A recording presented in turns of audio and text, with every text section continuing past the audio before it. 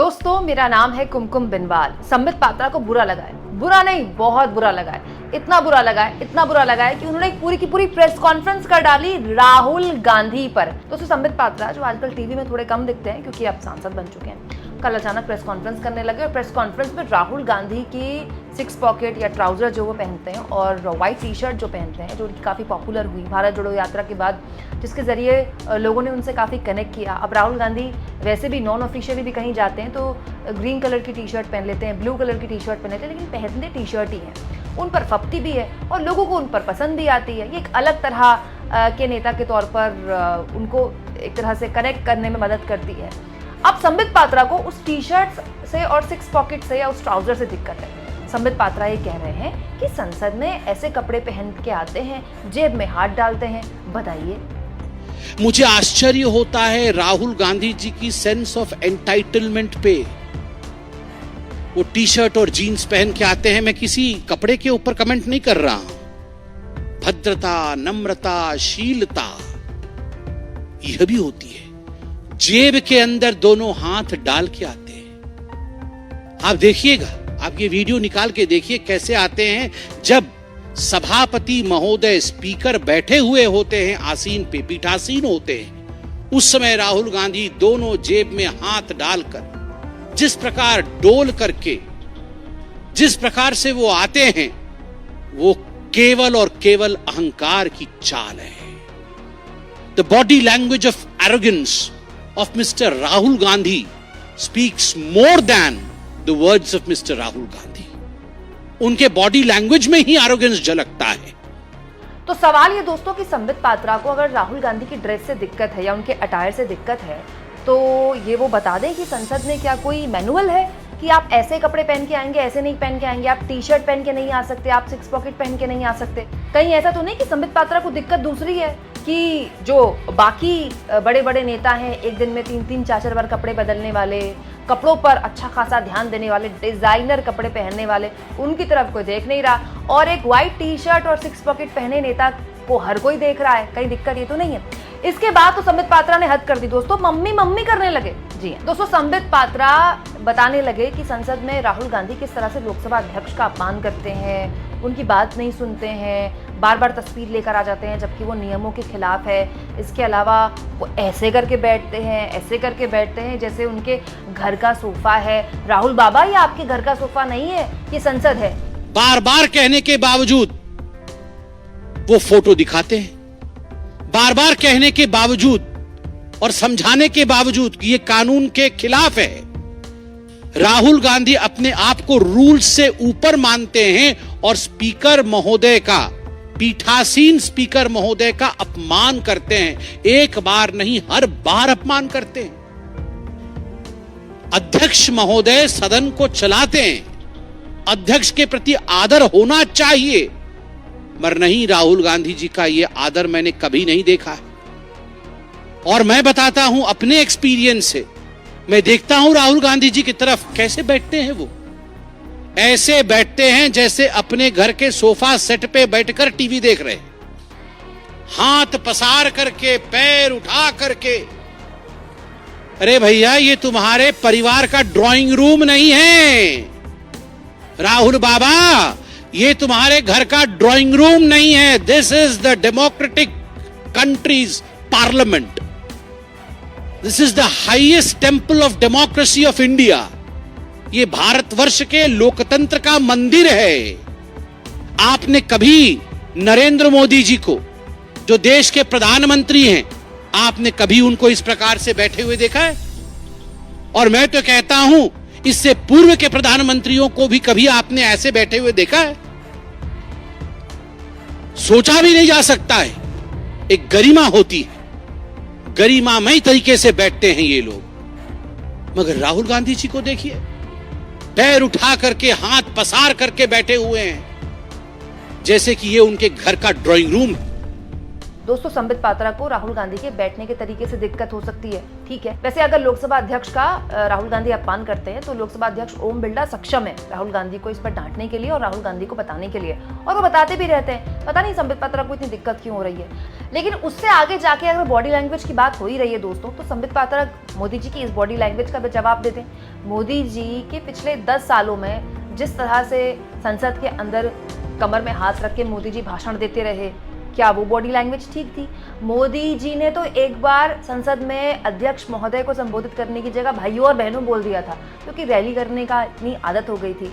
इसके अलावा भाषाई मर्यादा की जहां तक बात है, तो मोदी जी ने कांग्रेस की वरिष्ठ सांसद को बिना नाम लिए शूर्पणखा कह दिया था, उनकी हंसी सुनकर के रामायण सीरियल के बाद अब ऐसी हंसी सुनी है। इसके अलावा भी मोदी जी भाषा की मर्यादा कितनी बार संसद में लांघते हैं, वो सब आप भी जानते हैं, मैं भी जानती हूँ, संबित पात्रा भी जानते हैं। उसके बावजूद भी संबित पात्रा को बॉडी लैंग्वेज दिखी तो राहुल गांधी की दिखी। तो दोस्तों दरअसल इधर उधर की बात छोड़िए, दर्द जिस बात पर है मैं उस बात पर आती हूँ। दर्द है राहुल गांधी के जातिगत जनगणना का मुद्दा उठाना। राहुल गांधी पर अनुराग ठाकुर ने जो टिप्पणी की है, बीजेपी उस पर फंस गई है। दोस्तों अनुराग ठाकुर ने कहा था जिसको जाति का पता नहीं वो गणना की बात करता है, और उसके बाद इस भाषण को पीएम ने इंडोर्स किया, पीएम ने आगे बढ़ाया, तारीफ की इस भाषण की।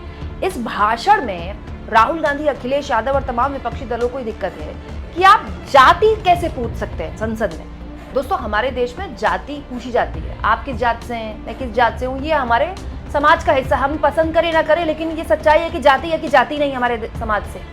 लेकिन जाति पूछकर आप व्यवहार तय करें, ये कानूनी अपराध है। दोस्तों उत्तर भारत में एक बहुत बड़ा हिस्सा है जिसमें अगर आप किसी से ऐसे कहें ना कि तुम्हें अपनी जाति का पता नहीं, यही बोला ना अनुराग ठाकुर ने, जिसे जाति का पता नहीं वो गणना की बात करता है। तुम्हें अपनी जाति का पता नहीं मतलब आप एक तरह से उस इंसान को गाली बक रहे हैं, उस इंसान से कह रहे हैं कि उसको अपनी जाति का पता नहीं। जाति का पता नहीं मतलब उसको अपने माता पिता का पता नहीं। एक बहुत ही गंदी गाली है, खराब बात है, ये बहुत ही अपमानजनक बात है। ये आप किसी से पूछे आपकी जाति क्या है, और आप किसी से पूछे तुम्हें तो अपनी जाति का पता नहीं। अब आप बताइए दोनों में कितना फर्क है। इस फर्क को बीजेपी पाट नहीं पा रही है, इसलिए इस फर्क को पाटने के लिए इधर उधर की बात की जा रही है। माननीय अनुराग ठाकुर जी ने जब अपने विषय को रखा, किसी का नाम नहीं लिया, किसी का नाम नहीं लिया। नाम नहीं लेते हुए उन्होंने कहा जिसकी जाति का पता नहीं वह जाति पूछ रहे हैं, तो केवल एक ही व्यक्ति को बुरा लगा। 543 मेंबर्स सदन में बहुत उपस्थित हैं, किसी को बुरा नहीं लगा, केवल एक व्यक्ति को बुरा लगा, और उसके इशारे पे कांग्रेस के सारे सदस्य खड़े हो गए। क्यों? जाति क्या पूछ लिया, हंगामा क्यों बरप गया? जाति क्या पूछ ली मतलब जाति के पूछने पर इस प्रकार का व्यवहार होगा? आज कांग्रेस के सांसदगण कागज फाड़ फाड़ के फेंक रहे थे। जो पार्लियामेंट के बिजनेस के कागज दिए जाते हैं, जो क्वेश्चन आवर के आपको क्वेश्चंस दिए जाते हैं, उसे फाड़कर गौरव गोगोई फेंक रहे थे स्पीकर के चेयर के ऊपर। किस लिए फेंक रहे थे? क्योंकि उनके नेता राहुल गांधी से उनको लगा कि राहुल गांधी से उनकी जाति पूछ ली गई है। मुझे तो बड़ा आश्चर्य लगता है, जो व्यक्ति हर किसी की जाति पूछ सकता है। आप पत्रकार हैं, कुछ दिनों पहले पत्रकारों की जाति पूछने का काम राहुल गांधी कर रहे थे, पूछ रहे थे आपका नाम क्या है, आपका नाम क्या है, बताइए आप किस जाति के। पत्रकारों की जाति पूछी जा सकती है, प्रशासनिक अधिकारियों की जाति पूछी जा सकती है कि ये हलवा सेरेमनी में ये जो अधिकारी खड़े हैं ये किस किस जाति के हैं, उनकी जाति पूछी जा सकती है। जजेस की जाति पूछी जा सकती है, पूछा जा सकता है। आप देख सकते हैं how many Dalits and Adivasis in high courts Rahul Gandhi asked in Pratapgarh. आप किसी कोर्ट में पेश होते हैं और वहां जाके जजेस की जाति पूछते हैं, प्रशासनिक अधिकारियों की जाति, पत्रकारों की जाति, जजेस की जाति, और तो और सैनिकों की जाति आप पूछते हैं। आप कहते हैं कि हिंदुस्तान को यह जानने का अधिकार है कि किस जाति के लोग सर्वाधिक सैनिक के रूप में हैं, किस जाति को कितनी रिप्रेजेंटेशन आर्मी में मिली हुई, किस धर्म को कितना रिप्रेजेंटेशन आर्मी में मिला हुआ है, यह सब आप पूछ सकते हैं। मगर आपसे कोई अगर जाति पूछ ले तो मम्मी मम्मी मम्मी मुझसे जाति पूछ लिया गया, मम्मी मेरा इंसल्ट हो गया। दोस्तों इस पूरी प्रेस कॉन्फ्रेंस को मैंने सुना, कभी राहुल गांधी के कपड़ों को लेकर संबित पात्रा परेशान दिखे, राहुल गांधी कैसे बैठते हैं, कभी उसको लेकर परेशान दिखे, कभी राहुल गांधी लोकसभा अध्यक्ष से कैसे बर्ताव करते हैं उसको लेकर परेशान दिखे, फिर राहुल गांधी जातिगत जनगणना के मुद्दे पर कैसे सरकार को घेरते हैं उस पर परेशान दिखे। दिक्कत ये है कि परेशानी राहुल गांधी हो गए हैं, इतनी बड़ी परेशानी हो गए कि उसके लिए बाकायदा प्रेस कॉन्फ्रेंस करनी पड़ रही है। लेकिन संबित पात्रा जो कि एक बहुत ही अनुभवी प्रवक्ता है, मुझे लगता है दोस्तों संबित पात्रा उन प्रवक्ताओं में से एक हैं जिन्होंने एक नई पौध पैदा की बीजेपी के अंदर। दोस्तों ये जो नई पौध थी, इसमें आप विपक्षियों का मजाक उड़ा रहे हो, उनको मिमिक कर रहे हो और पापा पापा मम्मी मम्मी इस तरह की बातें संबित पात्रा अपने शोज में, अपने डिबेट शोज में कई बार बोल चुके हैं। एक बार तो उन्होंने मोदी जी को ये भी बोल दिया था कि वो बाप है, कन्हैया कुमार के साथ जब उन्होंने डिबेट की थी कि वो देश के बाप है, तो कन्हैया कुमार ने कह भी दिया था देश के बाप नहीं है वो। तो इस पूरे के पूरे मसले में बीजेपी की दिक्कत ये है कि राहुल गांधी को वो उसी तरह ट्रीट कर रही है जैसे वो 10 साल पहले ट्रीट करती थी। तब से लेकर अब तक गंगा में बहुत पानी बह गया जिसकी जानकारी बीजेपी को है। आज राहुल गांधी वो राहुल गांधी नहीं है इसको लेकर आप मम्मी मम्मी जैसी बातें करें, लेकिन संबित पात्रा उसके बावजूद भी कर रहे हैं क्योंकि संबित पात्रा को अब भी लगता है कि उसी दौर में राहुल गांधी है, उसी दौर में जनता है। तो सच्चाई तो ये है कि लोकतंत्र में जनता मालिक है। जब तक जनता मानती है कि ये नेता, इस नेता में दम नहीं है, ये नेता जिता नहीं सकता, ये नेता अच्छा नहीं बोलता, इस नेता के भाषण में दम नहीं है, तब तक वो नेता वाकई में अच्छा नहीं लगता।